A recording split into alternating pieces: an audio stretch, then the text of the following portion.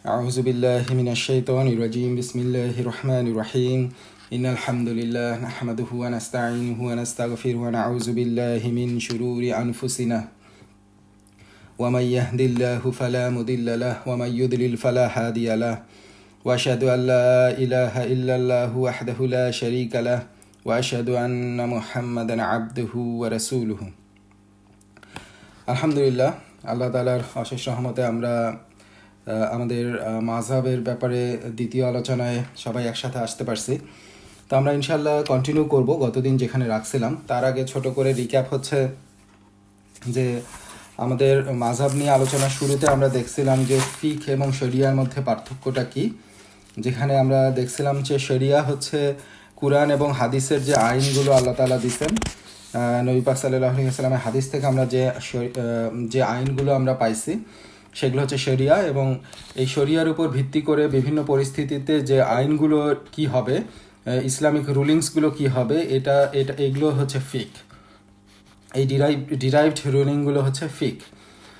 আর so এক্ষেত্রে আমরা দেখছিলাম যে এই ফিকের যে কিভাবে এই ফিকটা পর্যায়ক্রমে আমাদের কাছে আসছে সেটা আমরা এখানে লেখক এটাকে 5টা ভাগে ভাগ করছেন। একটা হচ্ছে ভিত্তি, যেটা হচ্ছে নবী পাক সাল্লাল্লাহু আলাইহি ওয়াসাল্লামের নবুয়তের সময়, এরপরে প্রতিষ্ঠাকাল যেটা 4 খলিফার সময়, খোলাফায়ে রাশিদিনদের সময়, এরপরে নির্মাণ সেটা হচ্ছে উমাইয়া খিলাফাতের সময়, এরপরে যেটা আমরা দেখছি বিকাশ, এটা হচ্ছে আব্বাসি খিলাফতের প্রথম 200 বছরকে এখানে রাখা হয়েছে, এরপর কনসলিডেশন বা সুসংহতকরণ এক্ষেত্রে আব্বাসি খিলাফতের বাকি সময়কালটুকু, এবং লাস্টে তারপর আব্বাসি খিলাফতের পরের 1250 বছর 1258 সালের পর থেকে এখন অবধি এই 800 বছরের মতো সময় নিয়ে এটা হচ্ছে অবনতিকাল, মানে আস্তে আস্তে কিভাবে এটা অবনতির দিকে গেছে, কনফ্লিক্টগুলো কিভাবে বাড়ছে, এই সময় এটা আলোচনা করা হয়েছে। তো আমরা এই 6টা ভাগের মধ্যে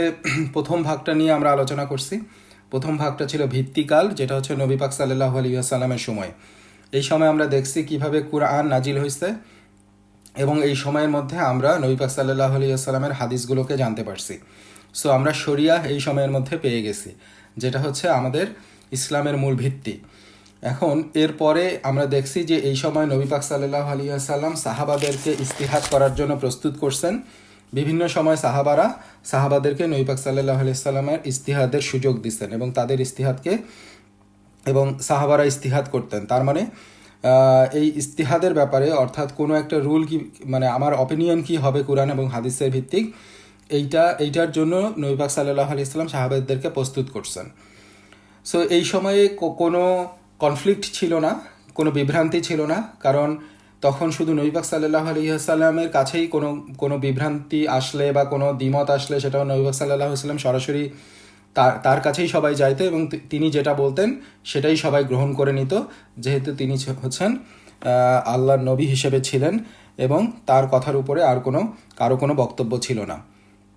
সো এই সময় শুধু নবী পাক সাল্লাল্লাহু, মানে এটাই ছিল প্রথম যুগ, যেটা হচ্ছে ভিত্তি, প্রথম পার্ট।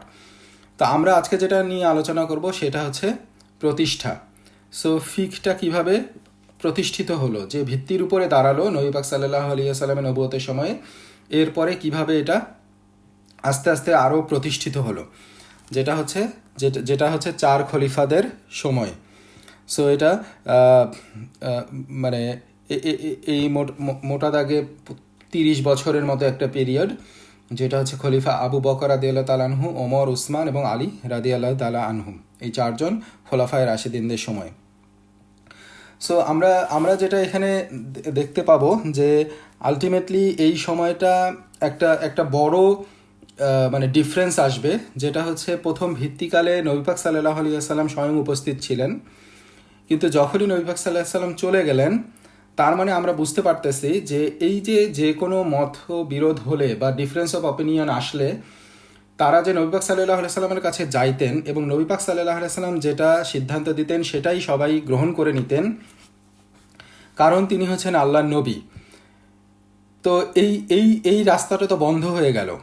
এখন এটা হওয়া অস্বাভাবিক কিছু না যে এক একজন এক এক অপিনিয়ন দেবেন, এক একজন এক একভাবে মানে মানে এক একভাবে এই আইনটাকে ফিকটাকে তাদের ইস্তিহাদি ফয়সালাটা বা কোনো একটা প্রেক্ষাপটে সিদ্ধান্ত কি হবে, এই যে ইস্তিহাদ করাটা, এইটা এক একজনের ক্ষেত্রে এক এক রকম হওয়াটা খুবই স্বাভাবিক। সো এই জন্য এই ডিফারেন্সগুলো আসবে এবং আমরা দেখব যে এটা কিভাবে এই প্রতিষ্ঠাকালে সময় কাজ করছে, তারপরে গিয়ে এর পরের অধ্যায়গুলোতে কিভাবে কাজ করছে এবং কিভাবে একটা পর্যায়ে গিয়ে বিভিন্ন মাযহাবের উৎপত্তি হয়েছে এবং কিভাবে একটা পর্যায়ে গিয়ে এবং কেন এই মাযহাবগুলোর মধ্যে কনফ্লিক্ট তৈরি হয়েছে। তো এখানে প্রসঙ্গত আমরা আগানোর আগে মাযহাবটা আসলে কি, তাহলে মাযহাব যে আমরা বলতেছি এটা দিয়ে আমরা কি বোঝাচ্ছি? মাযহাবটা হচ্ছে এই ডিফারেন্ট স্কুল অফ থট। তার মানে আমি যে ইস্তিহাদটা করব, আমার ইস্তিহাদের প্রিন্সিপালসগুলো কি হবে, আমি ফিক ডিরাইভ যে করব, এই ফিক ডিরাইভের রুল কি কি রুল ফলো করে, কোন স্টেপ ফলো করে আমি এই রুলটাকে ডিরাইভ করব, এইটা ডিফারেন্ট শায়েখরা বা ডিফারেন্ট ওলামারা, ডিফারেন্ট মানে যারা মাযহাবের যাদের কাছ থেকে এটা সূত্র হলো, যেমন ফর এক্সাম্পল হানাফি রহমতুল্লাহ আলাহি, তারপর শাফি রহমতুল্লাহ আলাহি, মালিকি রহমতুল্লাহ আলাহি, তারপরে মানে এরকম যে বিভিন্ন মাযহাবগুলো আছে, আমরা তো 4টা প্রমিনেন্ট মাযহাব হিসেবে জানি, এর বাইরেও আমরা দেখবো আরও অনেক মাযহাব ছিল। সো তারা যে ওয়েটা ফলো করতো, এইটা যখন একটা মানে ম্যাথোডোলজিক্যাল এই ওয়েটা, এই ফিক ডিরাইভেশনের, এইটা ডিফারেন্ট মেথোডোলজিগুলো ডিফারেন্ট মাযহাব হিসেবে পরিচিত। তার মানে হানাফি রহমতুল্লাহ আলাই যেভাবে এই ফিকগুলোকে ডিরাইভ করতেন, তার উত্তরসূরিরা এগুলোকে ফলো করে যেভাবে এটাকে সামনের দিকে আগায় নিয়ে গেছে, এটাকে আমরা বলতেছি হানাফি মাযহাব। কিন্তু আমরা এখন খুব ভালো করেই আমরা বুঝতেছি যে এই ভিত্তির যুগ যেটা আমরা দেখে আসছি নবী পাক সাল্লাল্লাহু আলাইহি ওয়াসাল্লাম, এখানে আসলে ডিফারেন্স অফ অপিনিয়ন ছিল না, ডিফারেন্ট অফ ডিরাইভিং দ্য ফিক, এই ওয়ে ডিফারেন্স অফ মানে ওয়ে ছিল না। এখানে একটাই ওয়ে ছিল যে আল্লাহ তাআলা কুরআন নাজিল করতেন, নবী পাক সাল্লাল্লাহু আলাইহি ওয়াসাল্লাম এটা সাহাবাদের কাছে এক্সপ্লেইন করতেন। নবী পাক সাল্লাল্লাহু আলাইহি ওয়াসাল্লাম কোনো ব্যাপারে যদি ইস্তেহাদের ক্ষেত্রে বা কোনো কিছুর ক্ষেত্রে যদি আল্লাহর মানে পছন্দনীয় কিছু না হতো, তাহলে সেটাকে আল্লাহ কুরআন নাজিল করে সেটা জানায় দিতেন, ফেরেশতার মাধ্যমে সেটা ওহী করে জানায় দিতেন এবং সাহাবারা বিভিন্ন বিষয়ে নবী পাক সাল্লাল্লাহু আলাইহি ওয়াসাল্লাম সাহাবাদেরকে ইস্তেহাদ করতে উদ্বুদ্ধ করতেন, বিভিন্ন বিষয় বলতেন, তারা সেটা ইস্তেহাদ করতো এবং নবী পাক সাল্লাল্লাহু আলাইহি ওয়াসাল্লাম প্রয়োজনে সেটাকে কারেকশন করে দিতেন। তার মানে এখানে একটাই ওয়ে ছিল, এই ওয়েটাই ফলো করা হতো। এখন যখন খলিফাদের যুগ আসলো, আমরা দেখব যে এই সময়ে কি মাযহাব ছিল, এই সময়ে এই ফিক ডিরাইভেশনের স্কুল অফ থটটা কি ছিল, কিভাবে এই ফিকটা প্রোগ্রেস করলো। এখানেও কি একটাই মাযহাব ছিল, নাকি এখানেও ডিফারেন্ট স্কুল অফ থট গড়ে উঠছে, ডিফারেন্ট ওয়ে অফ ডিরাইভিং ফিক গড়ে উঠছে। সো এনিওয়ে আমরা দেখি যেটা হচ্ছে যেখানে আমরা ছিলাম, যে এই খোলাফায়ে রাশেদিনদের এই 30 বছরের মতো সময়টাতে প্রথম 20 বছর আসলে ইসলামী রাষ্ট্রের সীমানা খুব দ্রুত সম্প্রসারিত হয়ে গেছে। আমরা দেখছি এই সময়ের মধ্যে মুসলিমরা সিরিয়া, জর্দান, মিশর, ইরাক, পারস্য এগুলোর বিভিন্ন অঞ্চলে তারা প্রোগ্রেস করছে এবং বিভিন্ন অঞ্চল তারা দখল করে নিচ্ছেন, তাদের আয়ত্তে আসছে এবং ইসলাম সেখানে সম্প্রসারিত হয়েছে। এর ফলে আমরা বুঝতে পারতেছি যে খুবই কম সময়ের মধ্যে আলটিমেটলি মুসলিম জাতি একটা সম্পূর্ণ মানে ডিফারেন্ট লাইফস্টাইল ফেস করছে, ডিফারেন্ট সংস্কৃতি ফেস করছে, ডিফারেন্ট আচার ব্যবহারের সংস্পর্শে আসছে।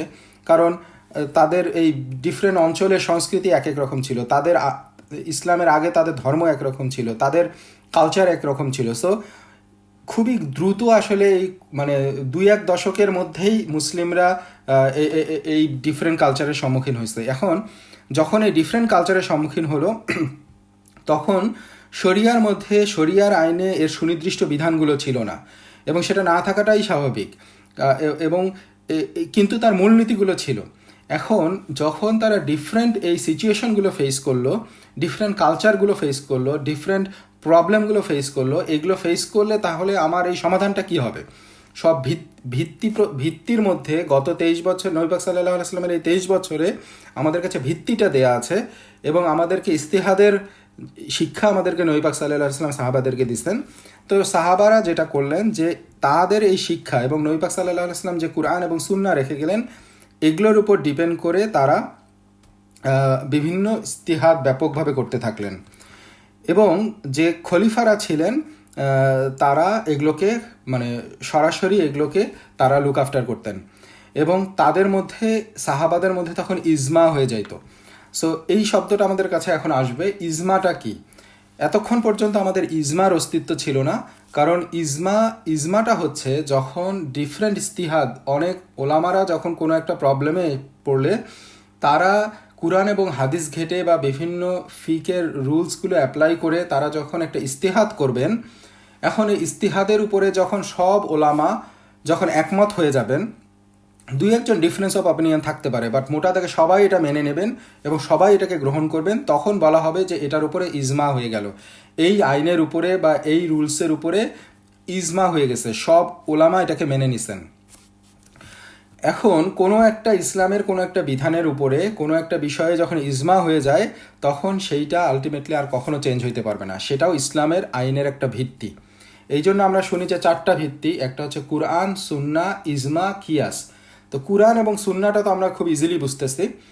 ইজমাটা হচ্ছে এইটা যে আমি যখন কোনো একটা বিষয়ের উপরে, কোনো একটা আইনের উপরে, কোনো একটা রুলসের উপরে যখন ওলামাদের মধ্যে ইজমা হয়ে যাবে, সবার ঐক্যমত্য প্রতিষ্ঠা হয়ে যাবে, তখনও সেটা ইসলামের একটা আইন হিসেবে গ্রহণ করে নেওয়া হবে এবং এটার বিরোধিতা আর কেউ কখনো করতে পারবে না।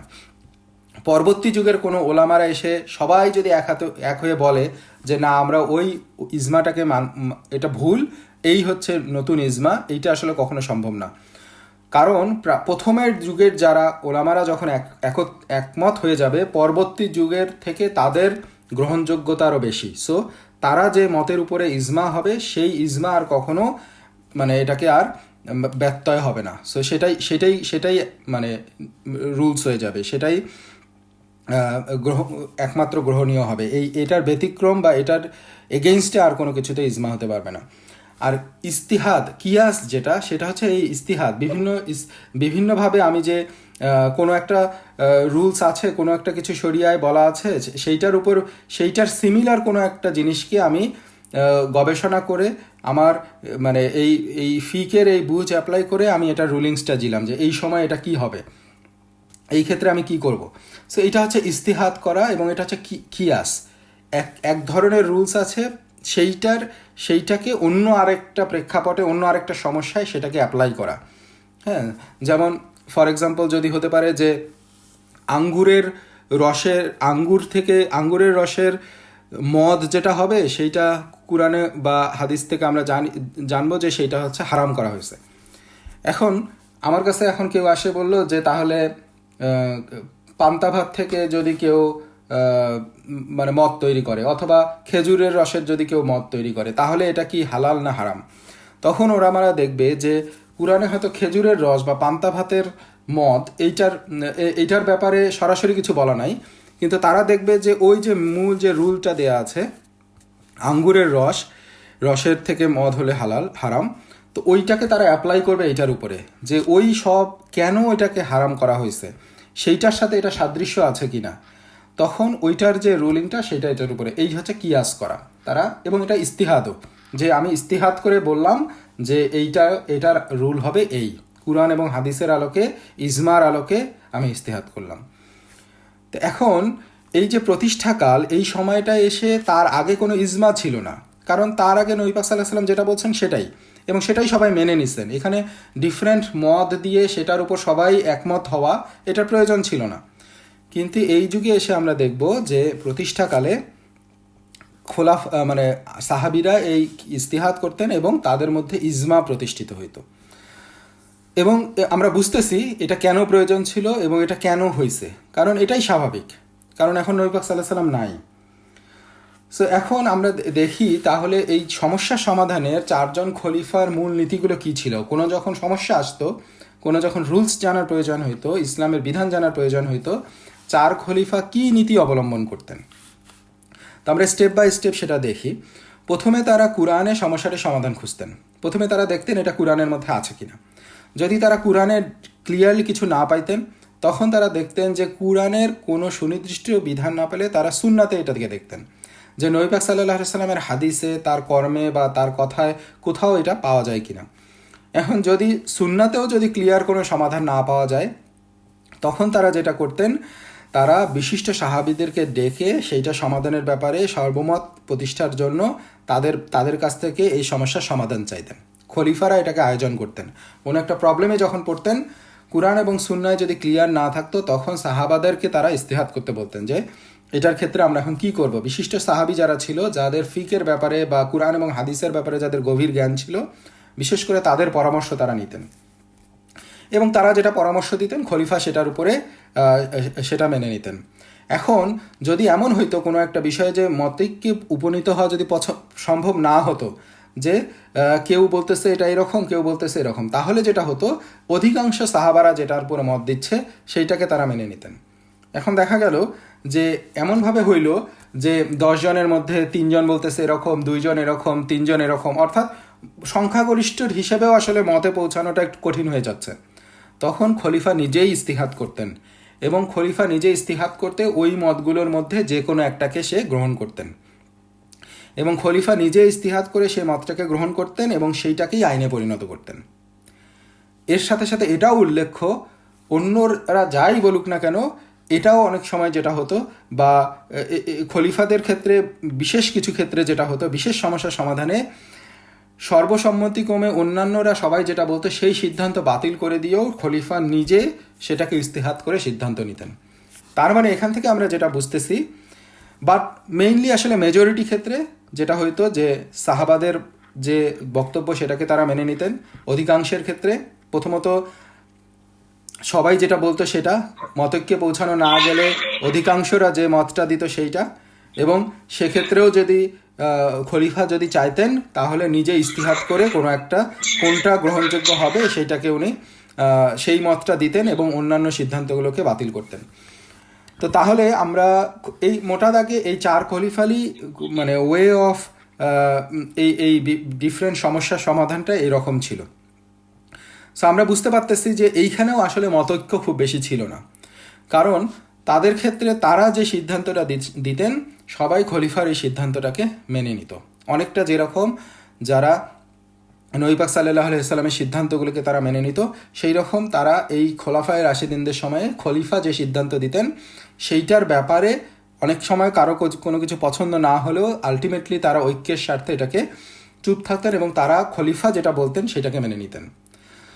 সো আমরা এখন খলিফার যে তারা যে ওয়েটা ফলো করতেন এইটা আমরা খুব ছোট পরিসরে দেখলাম, এবং এটাও হচ্ছে একটা ভিত্তি। পরবর্তীতে যে ওলামারা আসবে তারা এই খলিফাদেরকে অনুসরণ করবেন, কারণ খলিফারা যেটা অনুসরণ করছেন, যে পদ্ধতিতে এই ফিকগুলোকে ডিরাইভ করছেন, এটাই হচ্ছে নবী পাক সাল্লাল্লাহু আলাইহি সাল্লামের সরাসরি শিখানো সাহাবাদের এবং তারা শ্রেষ্ঠ সাহাবীদের মধ্যে অন্তর্ভুক্ত তারা যে ওয়েটা ফলো করছেন, তার মানে এটাই হচ্ছে কুরআন এবং সুন্নার কাছাকাছি।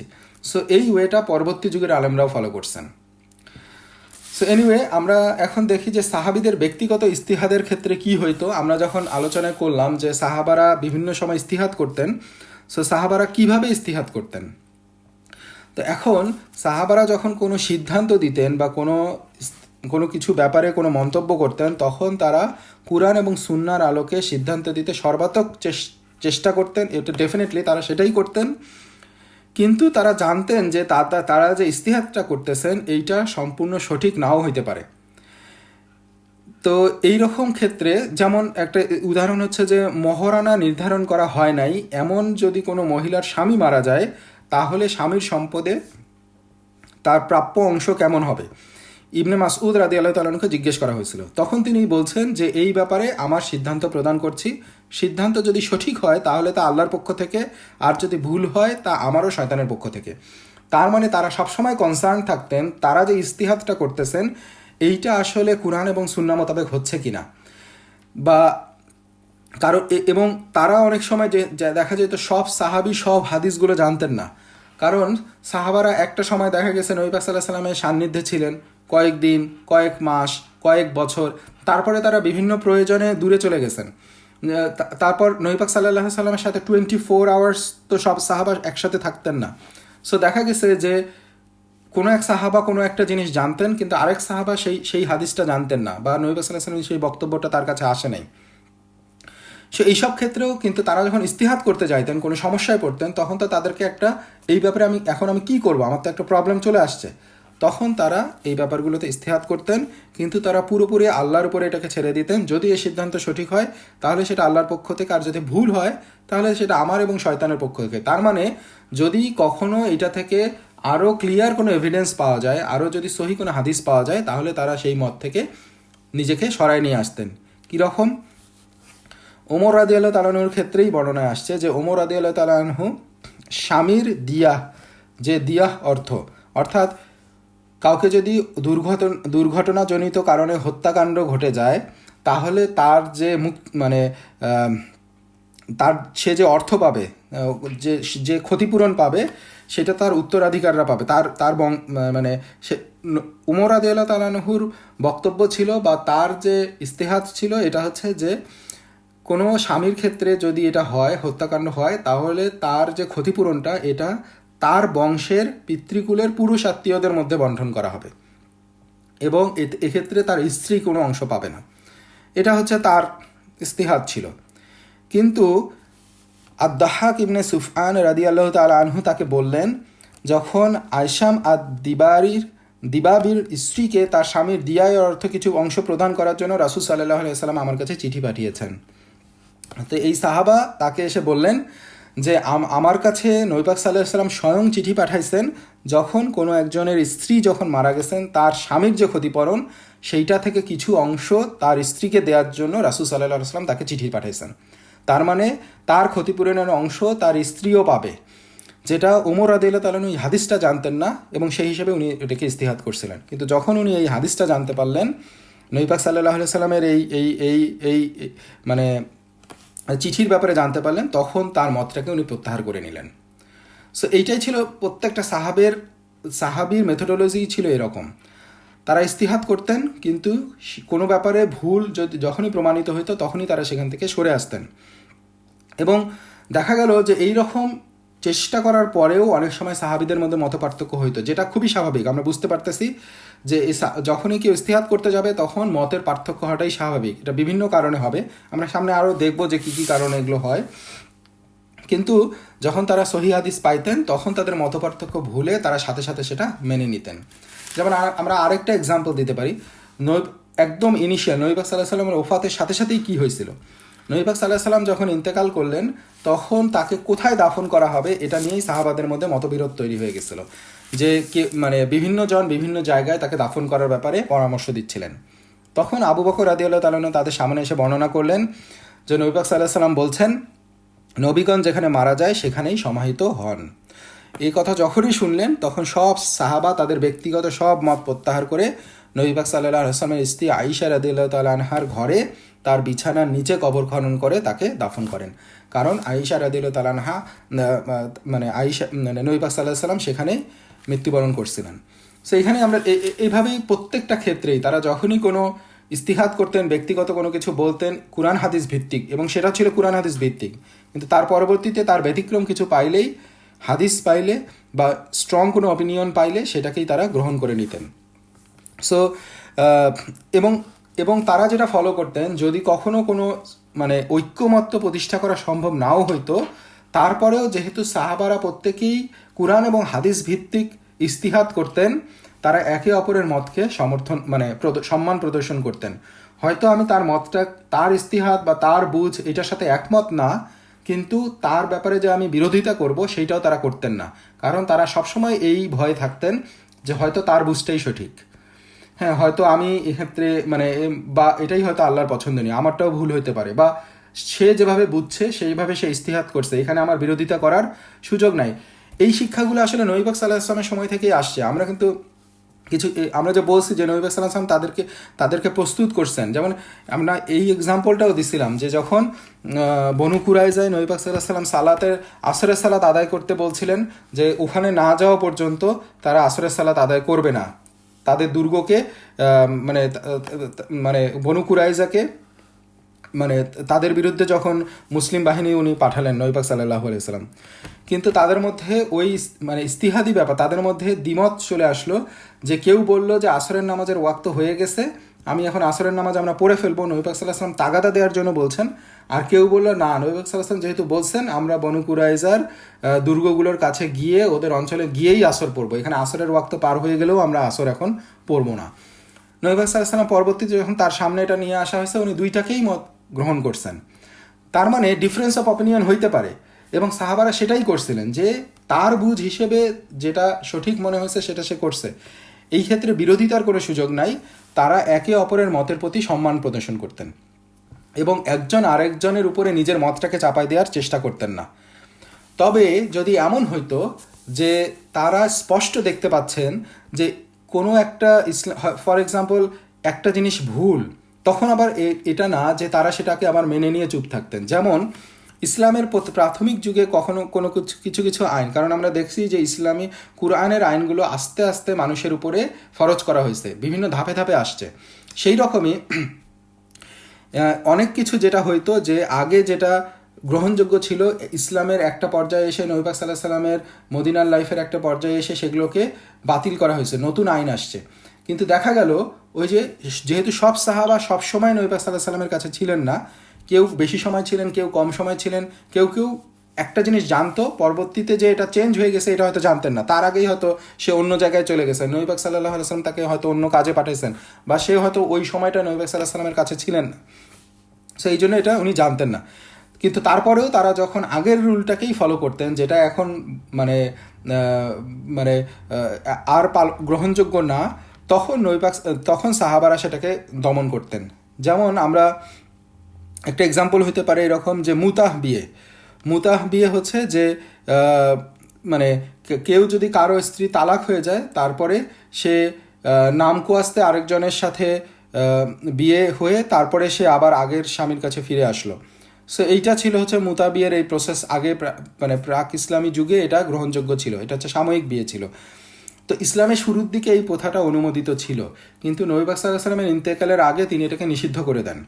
তো এই বিষয়ে নিষিদ্ধ হওয়ার বিষয়টা অনেকেই জানতেন না, এই জন্য দেখা গেছে যে ওমর রাদিয়াল্লাহু তাআলা আনহুর খিলাফতের অর্ধেক সময় পর্যন্ত এটা অনেকে প্র্যাকটিস করছেন। কিন্তু যখন ওমর রাদিয়াল্লাহু আনহু এটা জানলেন, এটা জানার পরে তিনি সম্পূর্ণ নিষেধাজ্ঞা জারি করলেন এবং এই ব্যাপারে কঠোর শাস্তিও নির্ধারণ করে দিলেন।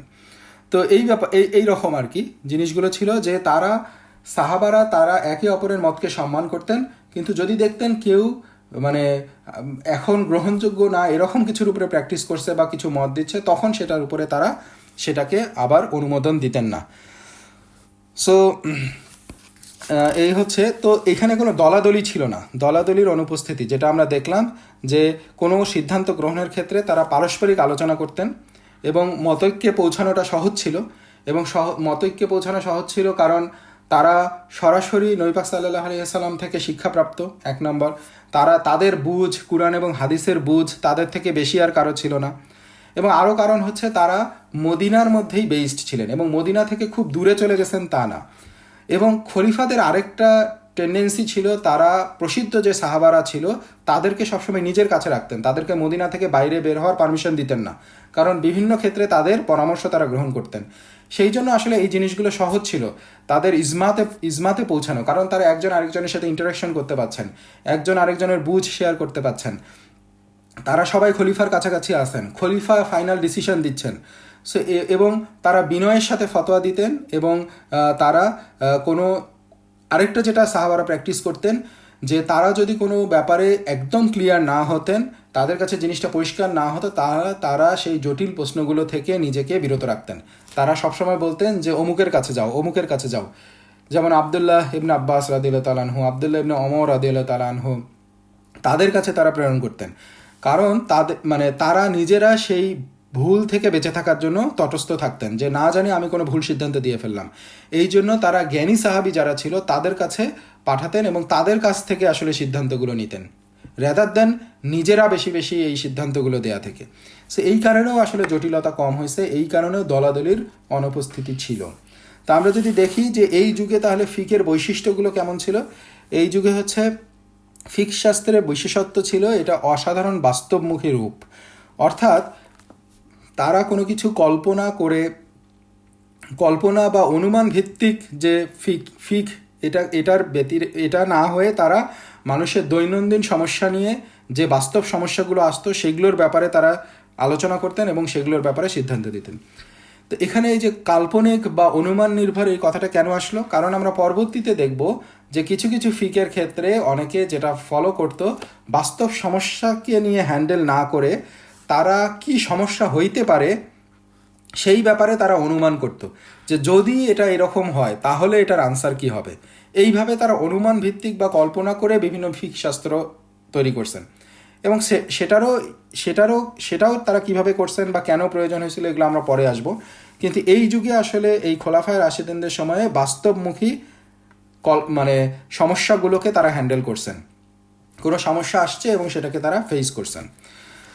এরপরে মানে দ্বিতীয় বৈশিষ্ট্য ছিল যে ন্যায়নিষ্ঠ 4 খলিফার যে আইনগত সিদ্ধান্তে যেটা উপনীত হতেন সেইটা গোটা মানে তারা মানে মানে উপনীত হওয়ার জন্য এই খলিফারা যে নীতিগুলো অনুসরণ করছেন সেইটা ওনারা গোটা মুসলিম উম্মার জন্য সুনির্দিষ্ট কোনো নীতিমালা দিয়ে যান নাই যে এইটাই এইভাবেই তোমাকে করতে হবে। এটাকে তারা ফ্লেক্সিবল রাখছেন, কিন্তু তারা যে ওয়েটা ফলো করছেন এটাই হচ্ছে সবচেয়ে পিওর এবং সবচেয়ে সহি এবং কুরআন সুন্নাহ ভিত্তিক এবং নবী পাক সাল্লাল্লাহু আলাইহি ওয়াসাল্লামের শেখানো পন্থা। সো এই পন্থায় পরবর্তীতে আমরা দেখব যারা আগাইছে তারাই আসলে আহলে সুন্নাহ ওয়াল জামাতের মূল নীতিগুলোকে ধারণ করতে পারছে।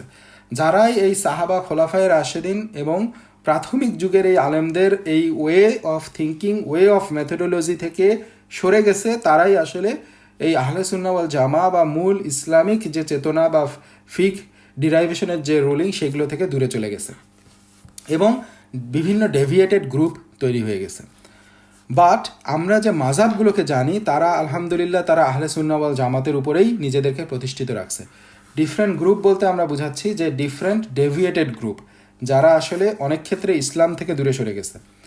তো এনিওয়ে আমরা এই সময় দেখছি যে এই যুগের আরেকটা বিশেষত্ব হচ্ছে যে সাহাবাদের ক্ষেত্রে মূলত তারা কুরআন এবং সুন্নার আক্ষরিক অর্থগুলোকে গ্রহণ করছে, অর্থাৎ কুরআন এবং সুন্না থেকে ক্লিয়ারলি কি বোঝা যাচ্ছে এই কথাটা দিয়ে আসলে এই শব্দটা যেভাবে বলছে তারা সেভাবেই সেটাকে অ্যাপ্লাই করছে।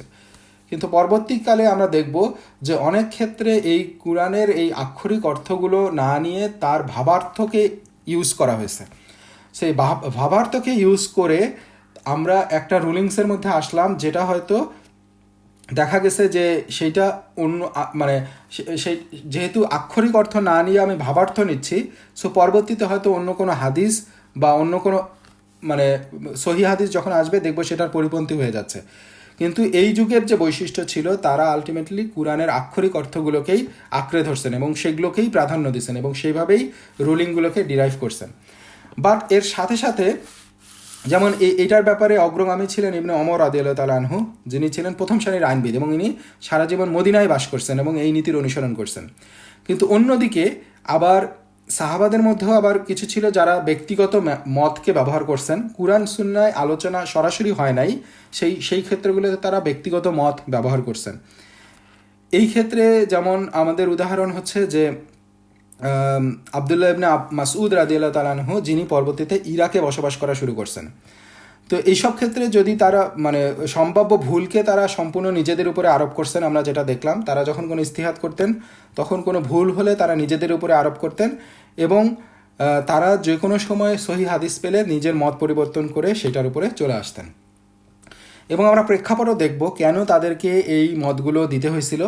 কারণ আমরা যখনই বলতেছি আবদুল্লাহ ইবনে মাসউদ রাদিয়াল্লাহু তাআলা আনহু ইরাকে যখন বসবাস শুরু করেন তখন সেখানে সাহাবাদের সেই রকম মানে হাদিসের সেই রকম মানে প্রাচুর্যও ছিল না এবং অনেক ডিফারেন্ট সমস্যা আসতে থাকলো, যেটা হচ্ছে মদিনার লাইফ থেকে ডিফারেন্ট। সো তাদেরকে ওই রকম ইস্তিহাদগুলো করতে হয়েছে। বাট তারা আমরা যেটা বললাম যে মূলনীতিগুলো সেগুলো তারা ফলো করতেন।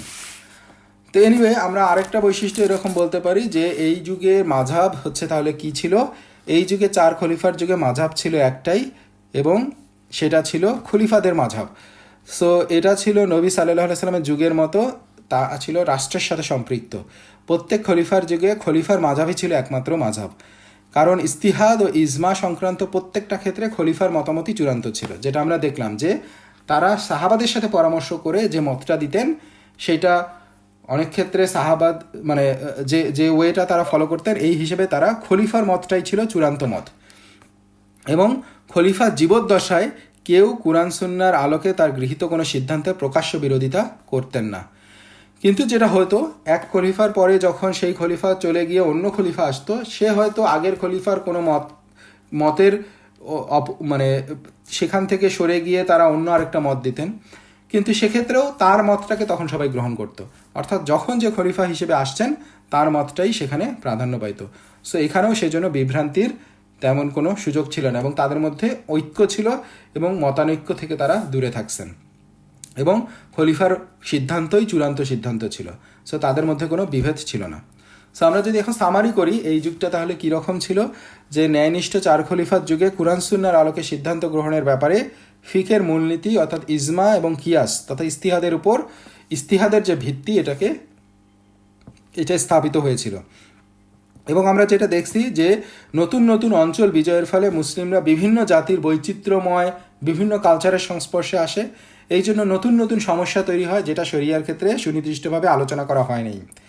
এখন যেহেতু শরিয়ায় সুনির্দিষ্টভাবে আলোচনা করা হয় নাই, তাই এই বিষয় ইস্তিহাদের প্রয়োজনীয়তা আসে।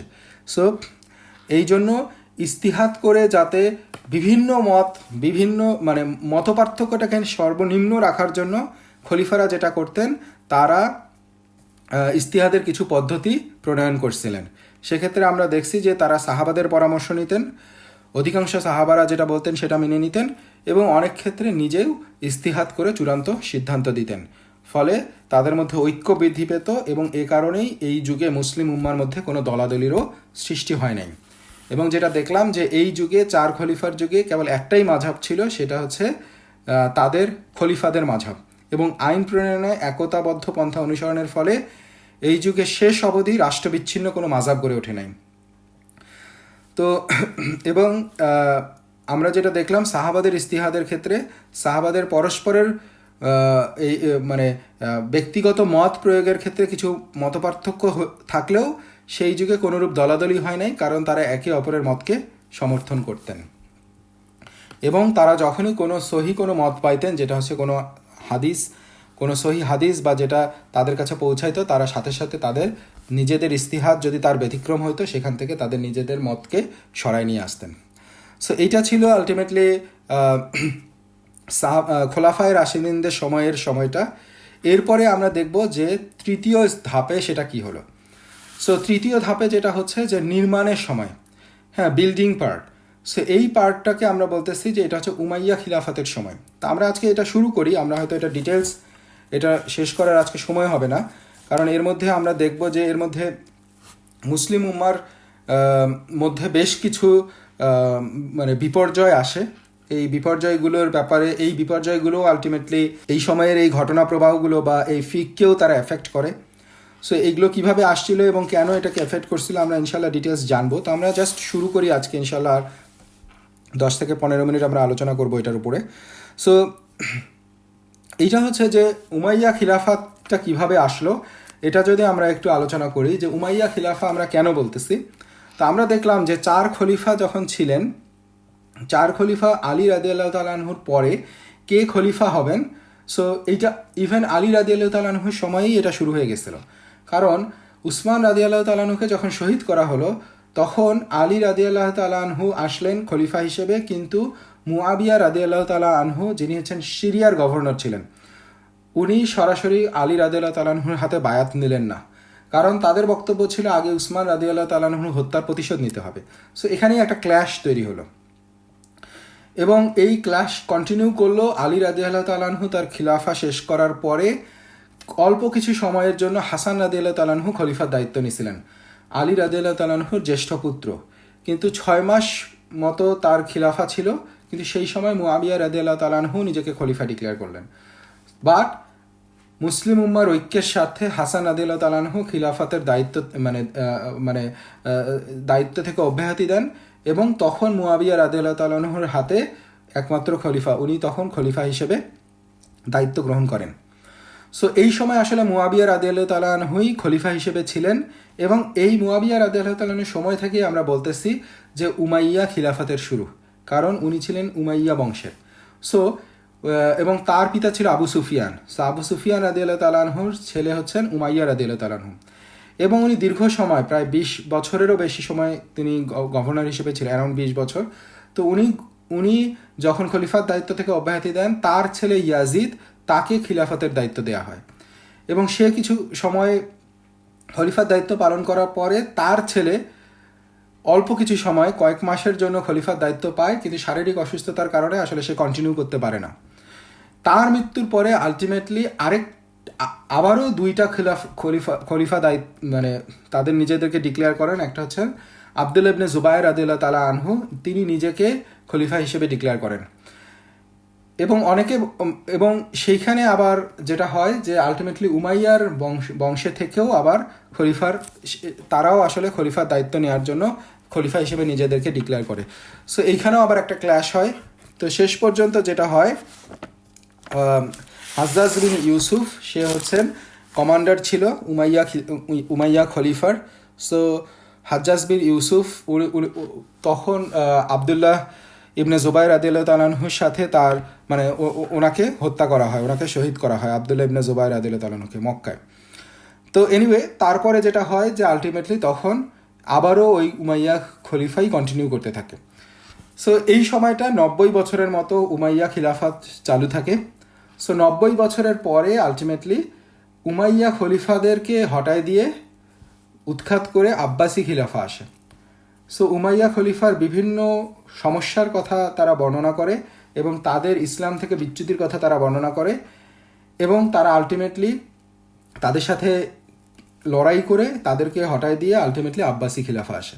তো সেখান থেকে দীর্ঘ প্রায় 500 বছরের মতো আব্বাসি খিলাফা কন্টিনিউ করে, যতক্ষণ না পর্যন্ত তাতার মঙ্গোলিয়ানরা এসে তাদেরকে বাগদাদ দখল না করে, ততক্ষণ পর্যন্ত আব্বাসি খিলাফা চালু থাকে। তো এই যে 500 বছর, এই 500 বছরের যুগটাও আবার অনেক টার্ময়েলের মধ্যে দিয়ে গেছে। এই পুরো সময়টা যে আব্বাসি খিলাফার একচ্ছত্র অধিকার ছিল তা না, তারাও দেখা গেছে বিভিন্ন গোষ্ঠীর কাছে অনেক সময় জিম্মি হয়ে গেছে এবং অনেক সময় তাদের খলিফাদের কন্ট্রোল ছিল, অনেক সময় খলিফাদের কন্ট্রোল ছিল না। এটা একটা ডিফারেন্ট আলোচনা। বাট আজকে আমরা এখন এই পার্টে অর্থাৎ ফিকের যে মানে মানে এই কালটাকে আমরা যেটা বলতেছি নির্মাণের সময়, এই সময়টায় আসলে এই সময়টা হচ্ছে উমাইয়া খিলাফতের সময়টাকে আমরা এই নির্মাণ সময়টা বলতেছি।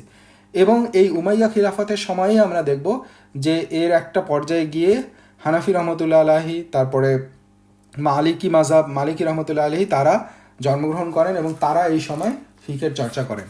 তো আমরা এটার একটা পর্যায়ে শুরু হয়। বাট এই সময়টায় আমরা দেখব যে এই যে খোলাফায়ে রাশেদিনদের সময় ফিকের অবস্থাটা যেভাবে ছিল, সাহাবারা এটাকে যেভাবে কন্ট্রোল করছেন, এই পর্যায়ে এসে আলটিমেটলি কি হইল, এই পর্যায়ে এসে কি ডিফারেন্স হইল, কি প্রবলেমগুলো মুসলিম উম্মাহ ফেস করল। সো তার আগে আমরা জাস্ট দুই একটা ইতিহাস বলে এই প্রেক্ষাপটটা বোঝার জন্য আমাদেরকে হেল্প করবে, এটা জানার জন্য আমরা দুই একটা ঘটনা উল্লেখ করি যে এই সময়ে কি বিপর্যয়গুলো মুসলিম উম্মার মধ্যে নেমে আসছিল। এবং এই সময়ে দুইটা বড় ডেভিয়েটেড গ্রুপের তৈরি হয়, একটা হচ্ছে খাওয়ারিজ আর একটা হচ্ছে শিয়া। সো এইগুলো হচ্ছে মুসলিম উম্মার মধ্যে ইনফিলট্রেট করে এবং এই দল এবং উপদলগুলোর উৎপত্তি হয়, যেটা হচ্ছে প্রাথমিক যুগের ইসলামের প্রথম যুগের যে ভ্রান্ত দলগুলো আছে তাদের উৎপত্তি হচ্ছে এইখান থেকে, যেটা এতদিন পর্যন্ত ছিল না।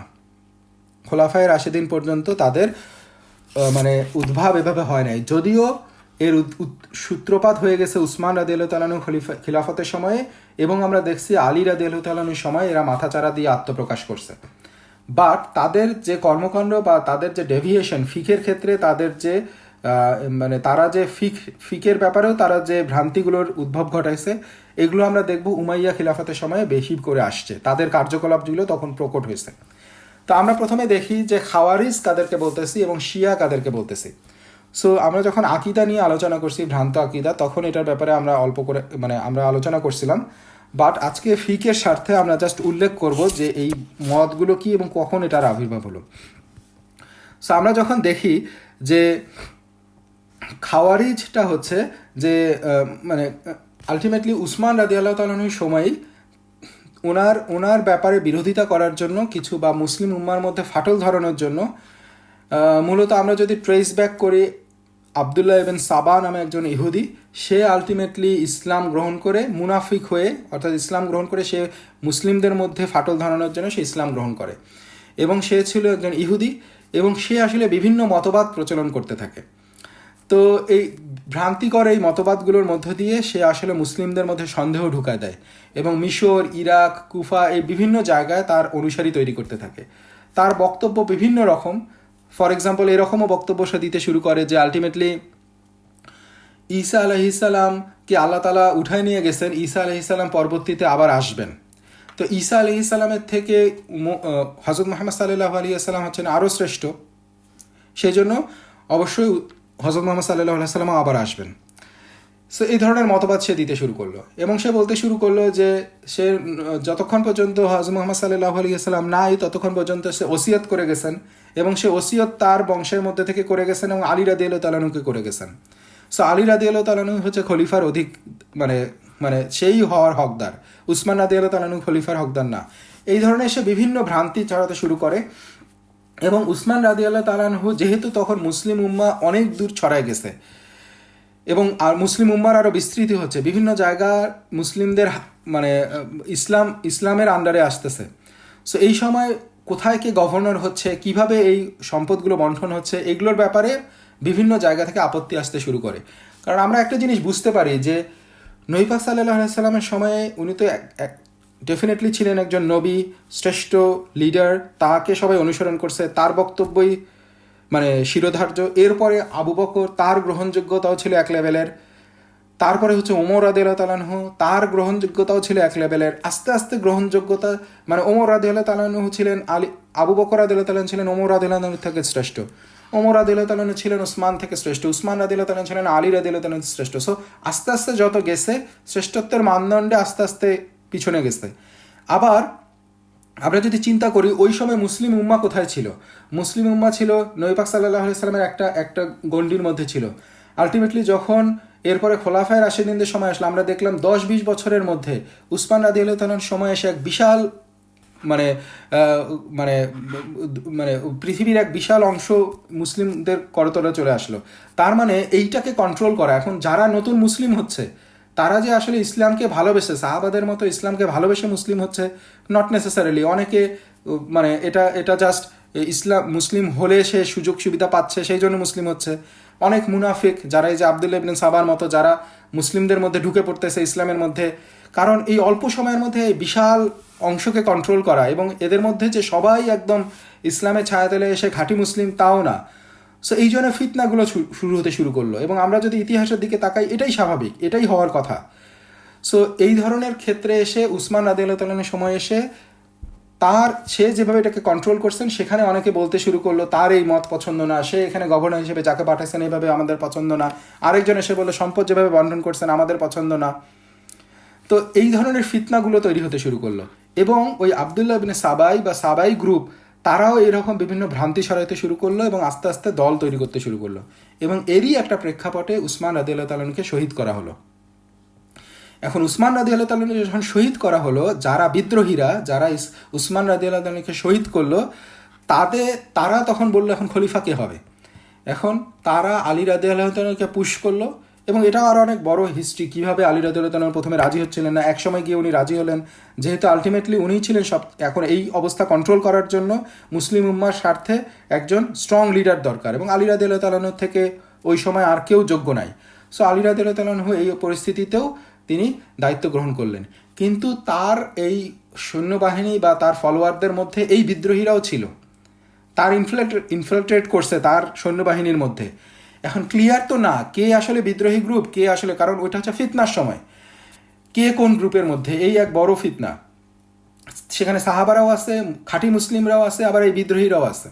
তো মুয়াবিয়া রাদিয়াল্লাহু তাআলা আনহু, যিনি হচ্ছেন উসমান রাদিয়াল্লাহু তাআলা আনহুর বংশ, তার আত্মীয়, এখন উনি বললেন, উনি ছিলেন সিরিয়ার গভর্নর উসমান রাদিয়াল্লাহু তাআলা আনহুর সময়, তিনি বললেন যতক্ষণ না পর্যন্ত তুমি উসমান রাদিয়াল্লাহু তাআলা আনহু হত্যার প্রতিশোধ নিবা, অর্থাৎ বিদ্রোহী যারা আছে তাদেরকে তোমার গ্রুপ থেকে সরাবা, এবং তাদের ব্যাপারে হত্যার যে বিনিময়ে যে হত্যা সেটা প্রতিষ্ঠিত না করবা, ন্যায় বিচার প্রতিষ্ঠা না করবা, ততক্ষণ পর্যন্ত আমি তোমাকে বায়াত দিব না।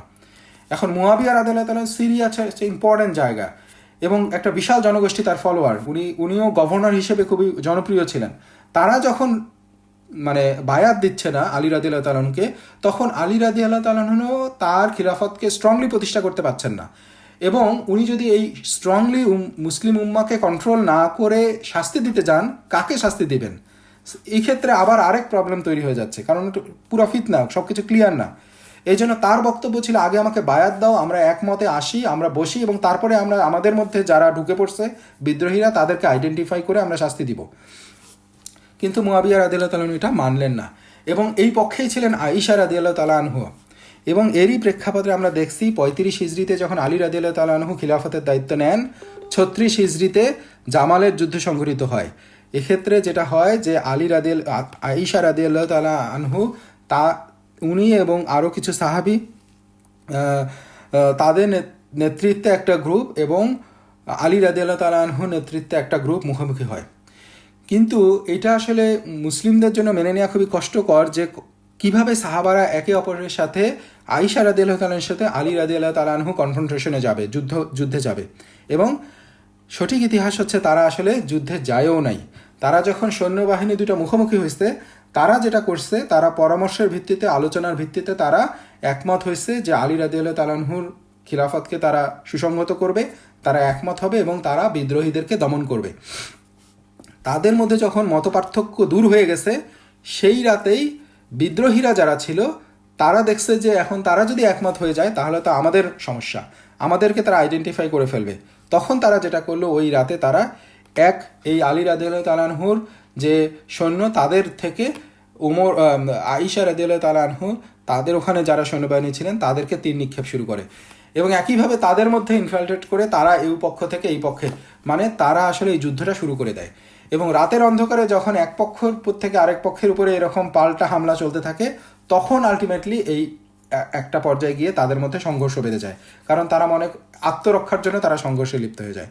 এবং এই বিদ্রোহীদের উদ্দেশ্য ছিল আয়েশা রাদিয়াল্লাহু তাআলা আনহুর উট, যে উটের উপরে উনি ছিলেন, সেইটাকে কতল করা। এবং তারা কত ভয়ঙ্করভাবে তারা সেটাকে অ্যাটাক করছিল, এবং আমরা জানি তার উটের পাও কেটে দেওয়া হয়েছিল, এবং সেখান থেকে এটাকে জামালের যুদ্ধ বলা হয়।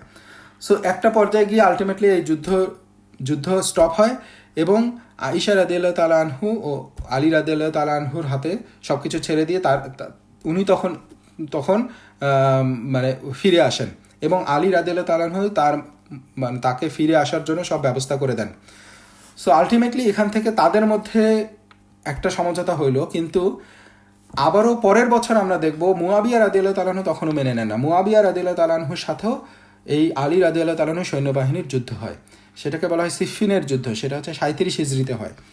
এবং এক্ষেত্রেও আমরা দেখব যে কে আসলে সঠিক ছিল, কারণ এখানে আমরা দেখব মুয়াবিয়া রাদিয়াল্লাহু তাআলা আনহু, আলী রাদিয়াল্লাহু তাআলা আনহু তাদের মুখোমুখি যুদ্ধ হচ্ছে। সো এই ক্ষেত্রেও আমাদের মুসলিম উম্মার বক্তব্য হচ্ছে তারা দুইজনই তাদের নিজেদের ইস্তিহাদের ক্ষেত্রে সঠিক ছিলেন।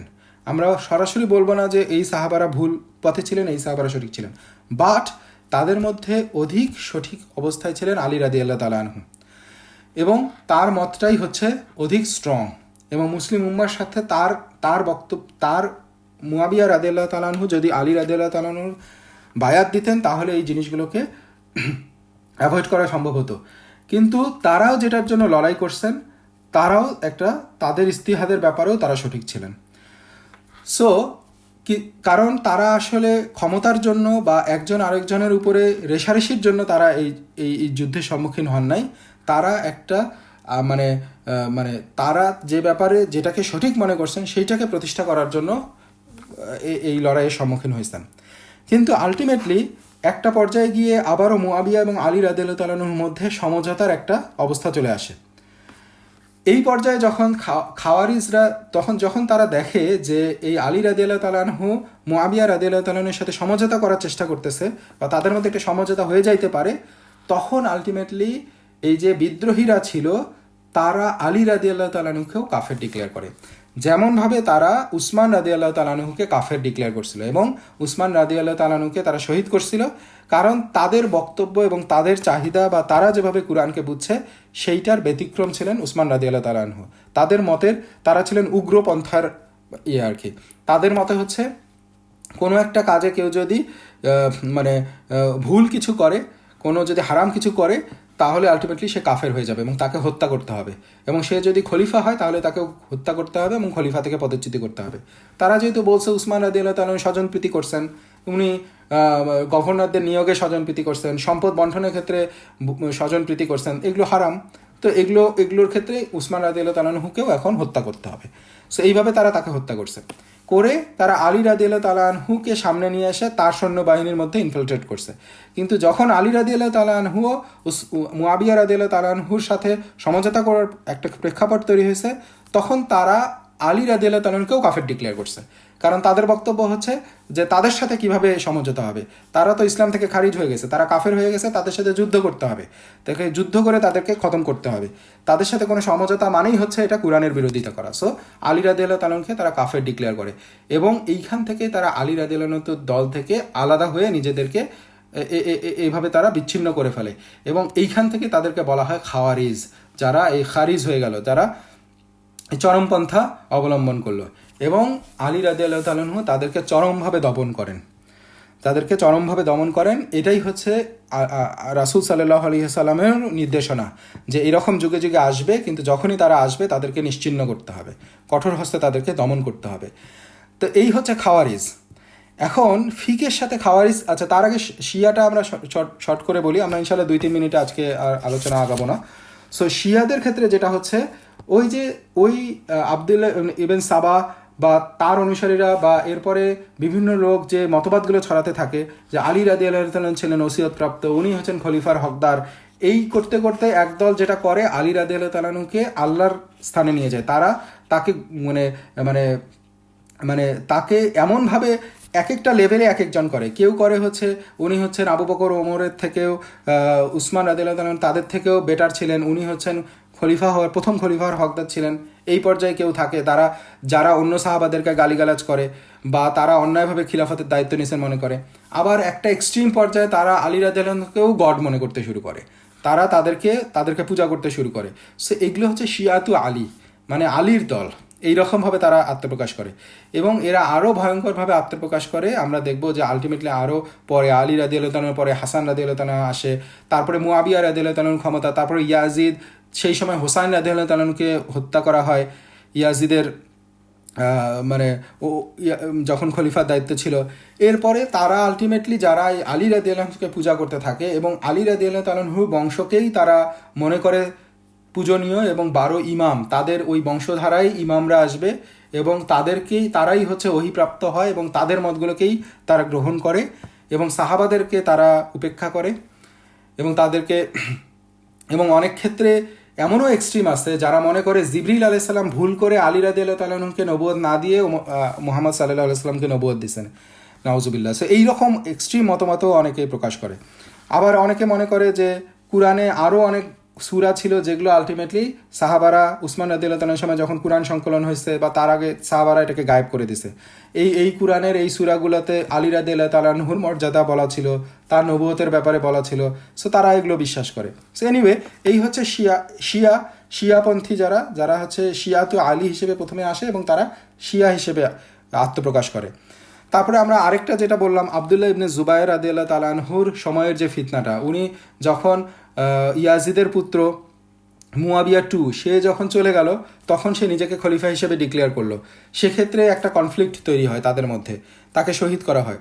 সো এই ধরনের বিভিন্ন প্রেক্ষাপট এই সময়ের মধ্যে মুসলিম উম্মার মধ্যে টার্ময়েল সৃষ্টি করে, এবং যেটা হয় যে ফিকের ক্ষেত্রেও এগুলোর প্রভাব রাখে। কীরকম? এই যে বিভিন্ন দল তৈরি হয়ে গেল, খাওয়ারিজ, তারা হচ্ছে কুরআনকে একভাবে ব্যাখ্যা করে, যেই কোনো হারাম কাজ করলো সেই কাফের। তার মানে এটাও তো একটা ফিক, এটাও তো একটা রুল। সো এই কাজ করলে কাফের, তো তাকে কাফেরকে কী করতে হবে? মুরতাদ হয়ে গেলে তাকে হত্যা করতে হবে। সো কাফের হয়ে গেছে, তাকে হত্যা করো। সো তারা এই ধারায় চলে গেল। আবার শিয়াতু আলী, তারা সাহাবাদের কোনো বক্তব্যকে নেয় না, তারা তাদের ইমামের বক্তব্যকে নেয়। মন গড়া তারা মানে ইমামদের যে যে যে ব্যাপারগুলো তারা বক্তব্য রাখে সেগুলোকে তারা ইসলামী আইনে প্রতিষ্ঠা করে। তার মানে তারা ফিকের আরেকটা লাইনে চলে গেল, এবং তারা নিজেদের মতগুলোকে প্রতিষ্ঠা করার জন্য অনেক জাল হাদিস তৈরি করতে শুরু করলো। সো এই ধরনের বিভিন্ন প্রেক্ষাপটে আসলে এই সময়টা আমরা দেখব যে এতদিন এই প্রথম দুইটা ধারায় যে বৈশিষ্ট্যগুলো ছিল, যে ঐক্য ছিল, সেইখান থেকে বিচ্যুতি হয়ে এখন বিভিন্ন ডেভিয়েশনের দিকে যেতে শুরু করবে।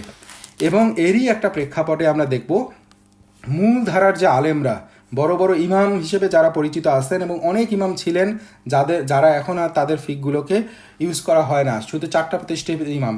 কিন্তু আমরা দেখব আরও অসংখ্য এরকম ইমাম, তারা আলটিমেটলি তারা এই মুসলিম উম্মার এই ফিকের ধারা, এই কুরআন ভিত্তি, মানে নবী পাক সাল্লাল্লাহু আলাইহি ওয়াসাল্লামের যে ভিত্তি স্থাপন করে দিয়ে গেছেন, খোলাফায়ে রাশেদিনরা যেভাবে ফিককে কন্ট্রোল করছেন এবং যে ধারা প্রতিষ্ঠা করে দিয়ে গেছেন, এই ধারার উপরে তারা নিজেদেরকে প্রতিষ্ঠা করছেন এবং এই ধারাকে তারা আরও এক্সটেন্ড করছেন এবং আরও সুসংহত করছেন। এবং এই এই এই এই অবস্থাটাই আমরা দেখব যে এই তৃতীয় পর্যায় থেকে কিভাবে সামনের দিকে আগাইছে। সো আজকে আমরা যদি ছোট করে র্যাপ আপ করি, সেটা হচ্ছে আমরা ভিত্তি নবী পাক সাল্লাল্লাহু আলাইহি ওয়াসাল্লামের সময়টা আমরা গত পর্বে আলোচনা করছি। আজকের পর্বে আমরা আলোচনা করলাম যে তারপরে খোলাফায়ে রাশিদিনের সময়ে, প্রতিষ্ঠার সময়টা, এই সময় আমরা দেখলাম নবী পাক সাল্লাল্লাহু আলাইহি ওয়াসাল্লামের অনুপস্থিতিতে কিভাবে সাহাবারা ইস্তিহাদ করতেন এবং কিভাবে তাদের মধ্যে ঐক্য প্রতিষ্ঠা হইতো এবং কিভাবে এখানে কোনো দলাদলি ছিল না এবং খলিফাদের মাযহাবটাই ছিল তখনকার সময়ের মাযহাব। তারা যেটা বলতেন তারা সবাই সেটাকে ঐক্যমত্যের ভিত্তিতে সেটাকে বাস্তবায়ন করতেন। তার মানে এখানে ডিফারেন্ট কোনো মাযহাব, একটাই মাযহাব ছিল তখন। সো এইটা ছিল হচ্ছে খোলাফায়ে রাশিদিনদের সময়।